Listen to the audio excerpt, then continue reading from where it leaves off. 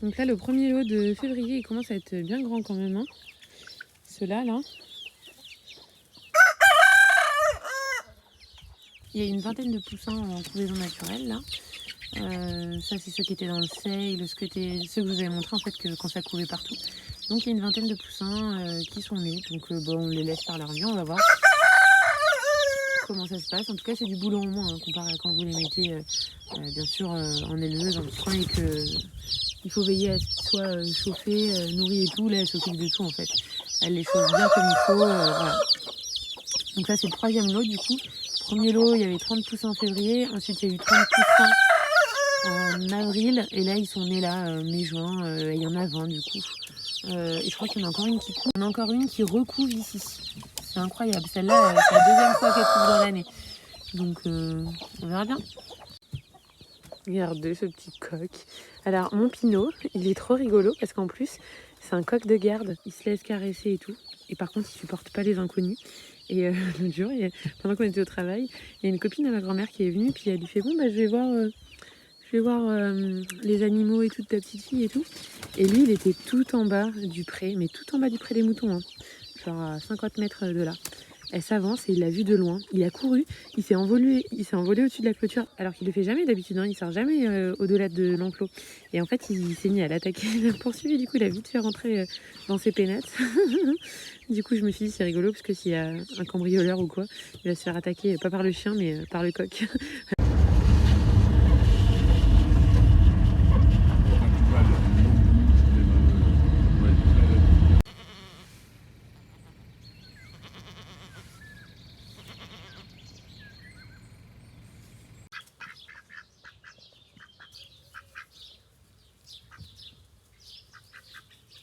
Petit caneton, il y en a 3, ils sont trop mignons. Oh oui. T'es beau comme tout. Toi aussi, t'es beau comme tout. Hein? T'es beau comme tout.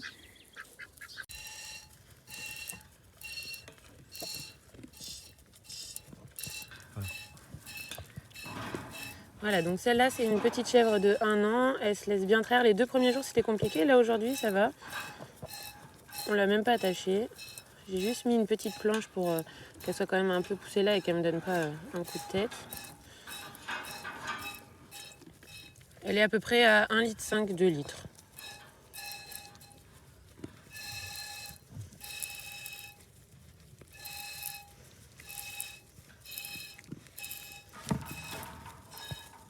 Alors on fait avec une casserole qu'on vide de temps en temps. Ça évite en fait d'avoir une petite tête dans le seau et que tout soit renversé.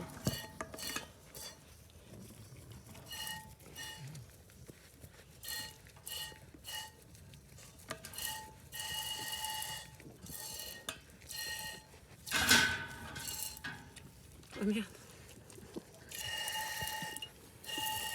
Tu vois là ça commence à sortir mieux qu'avant.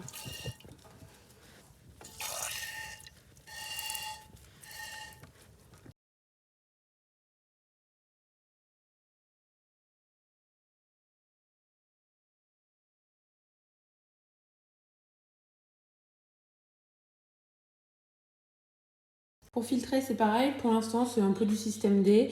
Je verrai si je trouve des passoires plus grandes qui logent vraiment sur ma cocotte.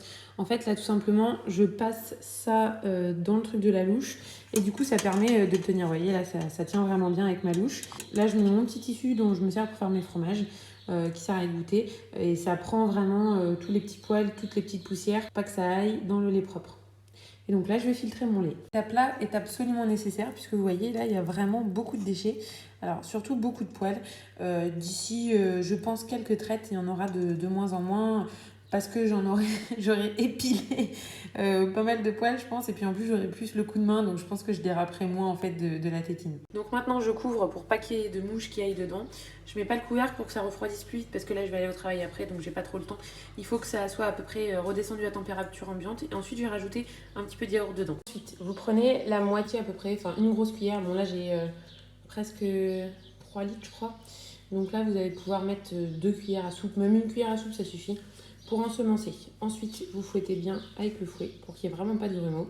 Et après, vous pouvez mettre directement dans votre yaourtière. Donc moi, j'utilise la multi-délice Seb. Pareil, c'est pour que ce soit vraiment contrôlé et que, en gros, je réussisse à chaque fois et que je gaspille pas de lait. Ça consomme vraiment pas grand-chose. Je mets en mode 1 et je mets pendant 12 heures, mais au bout d'à peu près 7-8 heures, je commence à regarder. Des fois, c'est bon, ça dépend vraiment du lait. Et j'ai mis 2 bacs que j'ai trouvé de la même dimension qui ne vont pas avec la yaourtière Seb et qui fonctionnent très bien. Là, maintenant, on va filtrer le fromage. Donc ça, c'est que des trucs que j'ai récupérés de ma grand-mère. Ça, on les avait trouvés, c'était dans la cave. Ça devait être en haut. Ça, d'ailleurs, je sais même pas si c'est vraiment un saladier ou si c'est pas un cache-pot de fleurs. Enfin bref, ça doit être en grès, quoi. Donc ça, c'est pour retenir l'eau. Et ça, c'est pour faire de la faisselle, en fait. Je rajoute quand même une petite étamine en coton. Parce que vous allez voir que c'est quand même vachement liquide par rapport au yaourt de vache, le yaourt de chèvre. Donc là, le jaune, c'est le petit lait. Et le yaourt, il est dessous. Ça, c'est juste la pellicule du dessus. Mais dessous, il y a un tout petit peu de yaourt. Je le vide là-dedans et je vous montre. Enlever le plus gros du petit lait pour vous montrer comment est le yaourt dessous. Voilà. Donc ça, c'est le yaourt au lait de chèvre. Je n'ai pas du tout ça avec le lait de vache. Avec le lait de vache, en gros, j'ai pas de petit lait en fait. J'ai vraiment que mon yaourt de vache. Là, je viens de rajouter du gros sel. Je vais mélanger un peu et on va le laisser encore s'égoutter 1 heure. Après, je rajouterai les fines herbes et tout. Donc ça m'a fait tout ça de fromage avec la tournée des 2 plaques de yaourt. Je crois que j'ai mis à peu près 2 litres de lait. Donc là, vous pouvez le laisser s'égoutter un peu plus. Mais comme ça, je viens de le goûter. Il est vraiment super bon. Donc là, je vais aller mettre ma fine herbe dedans. On va manger déjà comme ça à midi. On va couper la fine herbe. Donc ça devrait suffire, je pense, pour ce petit fromage. Là, j'ai coupé ma petite fine herbe. J'ai un ciseau comme ça, en fait. Avec 5 ciseaux, comme ça va plus vite. C'est un truc exprès, hein, vous le trouvez n'importe où. Et donc là, maintenant, je vais mélanger avec mon fromage. Et voilà. Le bon petit fromage. Donc ça, c'est vraiment type boursin, en fait. Donc là, j'ai lavé les fruits rouges. Je les laisse tranquilles. Je ferai ça demain matin parce que là, il est 22h30. J'en ai marre. Donc je les ai préparés tout près dans la cocotte. Je les ai déjà lavés.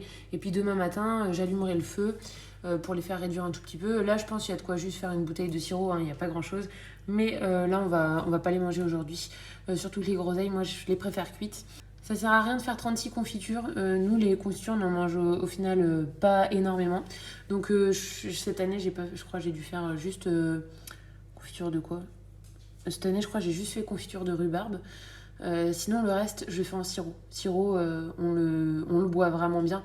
Dès qu'il y a des invités ou quoi, on peut servir du sirop. Voilà, ça part beaucoup plus vite que la confiture. Donc je vous conseille de faire des sirops quand vous avez des excédents de fruits en priorité, des sirops ou des jus. Là, je suis en train de remplir encore une bouteille de sirop. Donc, on va dire que ça fait une production d'1 à 2 bouteilles de sirop par semaine, sans faire de confiture et en mangeant un petit peu en frais. Bon, là, ça va commencer à se calmer, hein, parce que les fraises, il n'y en a presque plus. Bon, il y en a encore 1 ou 2 à grappiller comme ça, hein, à manger en frais, mais pas de quoi faire des sirops. Il y a encore pas mal de framboises. Et je pense qu'il va bientôt y avoir les mûres parce que je trouve que c'est un peu en avance. Après, on aura le sureau, mûr sureau. Et voilà. Après, ça sera la fin des vrais sirops. Là, de ce côté-là, on a une ligne de haricots. Il y a quelques maïs qui sont au milieu, mais j'étais un peu en retard. Je sais pas si ça va donner quelque chose. Là, on a une ligne de tomates. Ça, c'était les derniers petits pieds qui étaient tout petits. S'il n'y a pas trop de mildiou, peut-être qu'on en aura en arrière-saison. Et au milieu, vous voyez, tout ça, c'est de la patate douce. Et je vais vous montrer les autres pieds de tomates qu'on a. Ensuite, ici, on a une ligne haricots, carottes que j'ai juste semées. J'ai vu qu'elles commençaient tout juste à sortir. Là-bas, on a quelques courges. Cette année, j'ai pas fait beaucoup de courges. Franchement, on en a trop ramassé l'année dernière. Du coup, j'ai l'impression d'avoir mangé que ça tout l'hiver. Je vais en faire une petite pause là. Voilà, quelques butternuts et puis ça ira. De toute façon, cette année, on n'avait vraiment pas le temps de s'occuper de tout ça. J'ai vu que ça commençait voilà, il y a des petits melons qui commençaient à se former. Encore toute une ligne de tomates, je savais pas où les mettre, je les ai mis là, je les ai même pas arrosées, ça, je les ai pas regardées du tout. Je sais pas ce que ça donne d'ailleurs, il y a des tomates. Bon, elles sont pas vieilles celles-là, hein. Elles doivent être tout juste en train de fleurir, ouais. Elles sont tout juste en train de fleurir celles-là. Ah, il y a une toute petite tomate là qui se forme. Ça y est, ça commence. Là aussi on a encore toute une ligne de tomates. Et ensuite là c'est des haricots borlotto. Je sais pas pourquoi, enfin si je sais pourquoi, c'est parce que là-bas à chaque fois quand on vide la mare des canards on le fout là. La différence elle est flagrante, hein. Là, ils sont tout petits rikiki. Et là, ils sont immenses.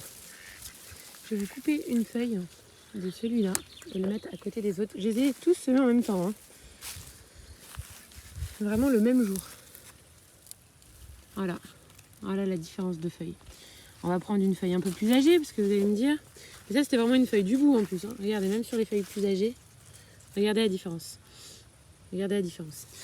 Donc là, je sais que en fait, ma terre est très très pauvre parce que c'est très drainant.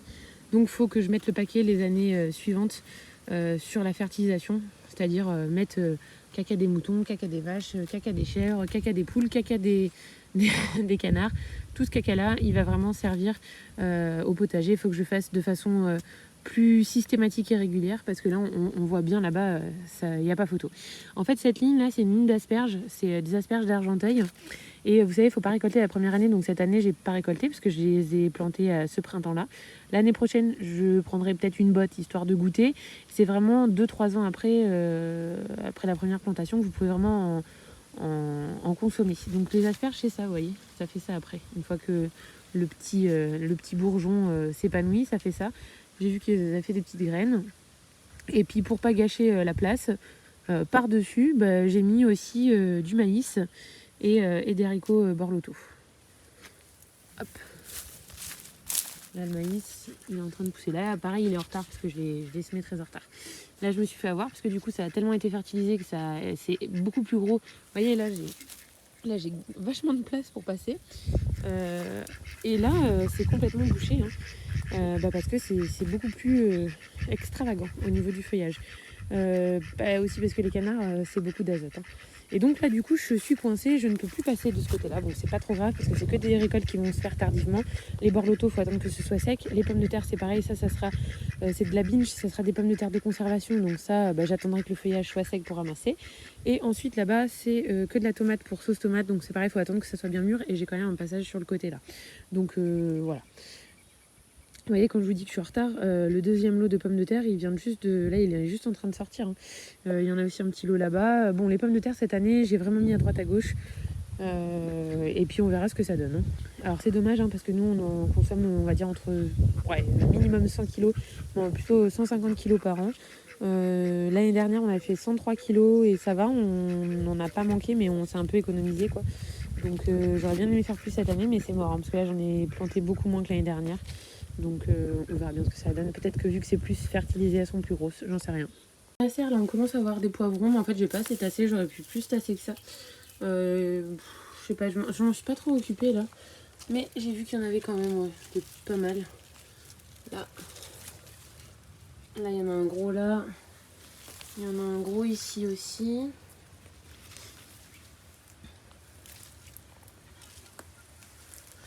Et les tomates aussi, elles sont bien en formation. Il commence à y en avoir qui rougissent.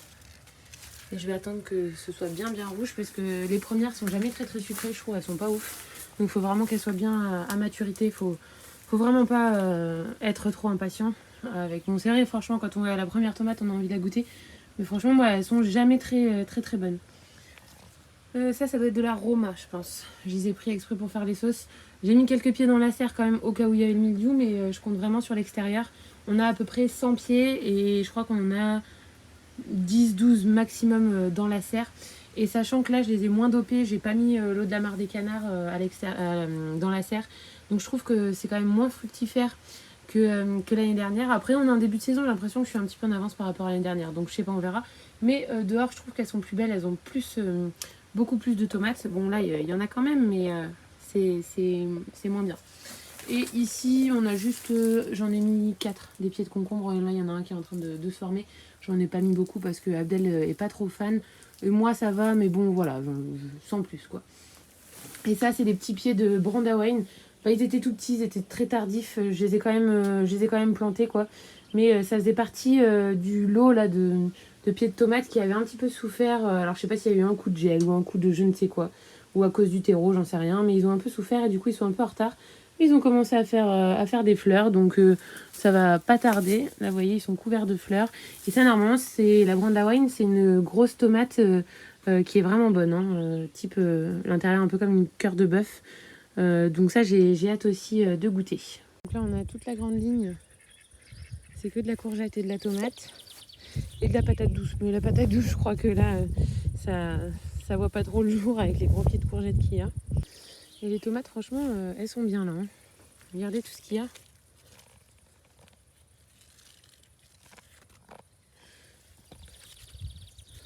Là-bas, là, il y en a énormément. J'ai commencé à en manger une de ceux-là l'autre jour.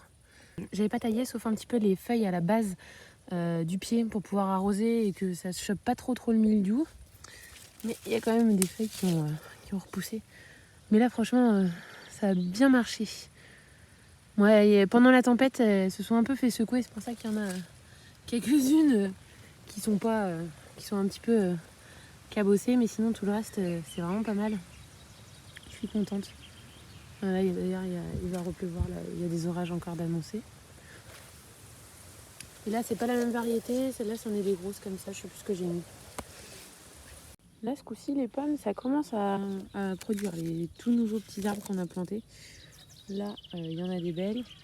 Alors, je sais qu'on est censé enlever les pommes sur les jeunes fruitiers, mais quand je vois des belles pommes comme ça, bien grosses, je peux pas les enlever. Hein. Franchement, elles sont trop belles. Alors, il n'y en a pas beaucoup. Hein. Je veux dire, 1, 2, 3, 4, 5, 6, 7. Il y en a 7 là, c'est sa première fructification. C'est pas trop mal. On va aller sur l'autre là-bas. Alors, celui-ci, c'est le Winter Banana. Donc, on va voir s'il a vraiment un goût de banane. C'est le Reine des Rainettes. Donc, lui, c'est pareil. Il y en a pas mal. Et là, j'aurais peut-être pu en enlever une sur les 3, mais les 3 sont pas mal. Donc on va laisser ça comme ça. Voilà. Ça commence. Donc ça a toujours des pommiers, ça c'est des Granny Smith. Je vous l'avais montré, je crois, au début de saison. Là, les pommes poussent un petit peu plus. Mais elles sont pas très belles. Celui-là, en général, il a jamais des pommes magnifiques comme celui d'à côté. Donc c'est vraiment une question de variété, parce qu'ils sont juste à côté. Et là, je vais commencer à enlever les petits fruits. Ça sert à rien de... Regardez ces petits fruits là, ça pompe sur celui d'à côté. Donc voilà, et il commence déjà à avoir... ouais, j'ai vu ça, je sais plus ce que c'est peut-être la tavelure. Voilà. Et celui-là doit être résistant parce qu'il ne l'a jamais. Et les pommes sont toujours vraiment plus jolies. Celui-là, il faut que je le greffe sur plein de trucs parce que franchement, elles sont super bonnes, super sucrées, super douces. Et il est assez productif. L'année dernière, j'ai l'impression qu'il y en avait un peu plus. Mais bon, ça va, hein, pour un jeune pommier qui est tout jeune. On a aussi là-bas. Faudrait peut-être que je teste la taille en verre. Là, vous m'avez recommandé une chaîne qui est pas mal sur la taille des fruitiers, la taille des arbres fruitiers. Donc, d'après ce que j'ai compris, si je ne me trompe pas, la taille en verre, la pousse de l'année, la différence, ça doit être... ouais, franchement, c'est pas facile. Hein.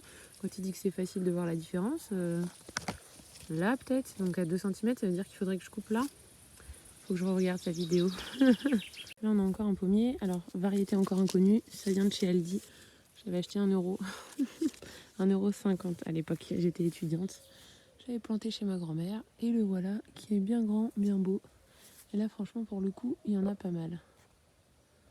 Il y en a vraiment pas mal. Et elles sont plus grosses que d'habitude.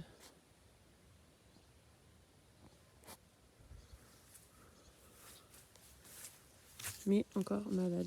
Vous voyez, tablure, je pense. On va enlever celle-là, qui est toute petite, toute moche. Ici un peu de raisin en préparation. Alors il y a des grappes qui sont plus belles que d'autres hein, sur celui-là. Je trouve qu'elles sont pas très belles, mais ça doit venir de la variété. Elles sont très écartées.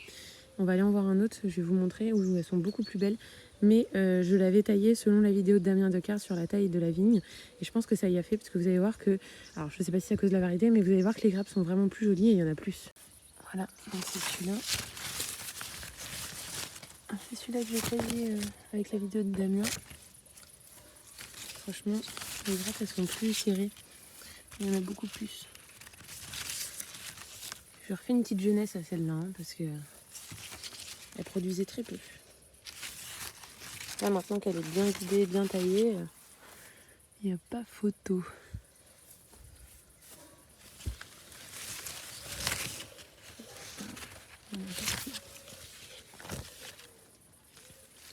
Et là maintenant il faudrait que je la fertilise celle-là. J'ai jamais fertilisé et comme elle est vieille, peut-être besoin un peu de ça. Mais par contre la taille ça lui a fait du bien. Alors celui-là je l'ai planté l'automne dernier je crois. Alors, je sais pas mais il a vite... Non je crois au printemps 2021. Mais il a vachement vite poussé. Et il a pas mal de grappes. Bon, elles sont pas très chargées, mais quand même pour un truc qui a si peu d'années de plantation, c'est pas mal.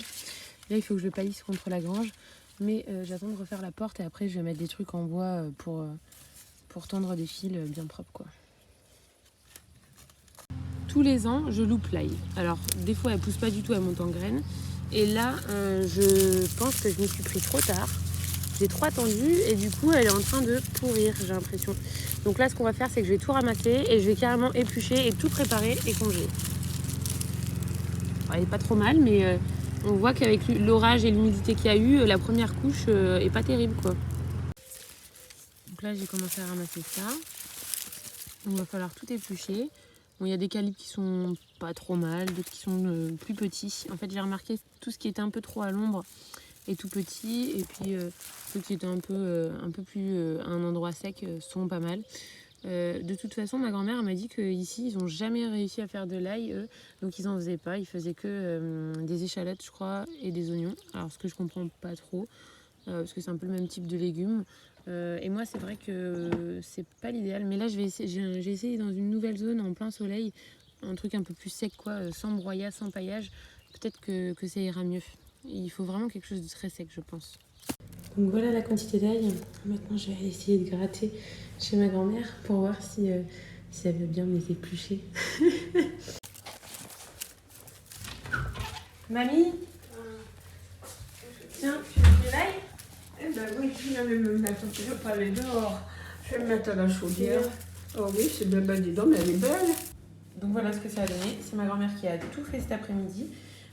Donc ça fait quand même une bonne quantité. Et j'ai encore une raie que j'avais plantée par contre au printemps qui n'est pas prête. Là, ce qu'on a ramassé, c'est l'ail rose d'automne. Il y a vraiment assez pour nous à l'année, même si la récolte n'est pas la plus merveilleuse qui soit. Surtout qu'en plus, ça c'était que de l'ail que j'avais planté entre les fraisiers, donc ça n'a pas perdu de place. Donc voilà, c'est des petites gousses, mais ça fait quand même de la nourriture. Et ça, on va le mettre dans notre micro-congélateur. Là, il va y avoir la place pour ça, il n'y a pas de souci. Avec le petit, regardez, il va se donner un coup. Regarde, au final.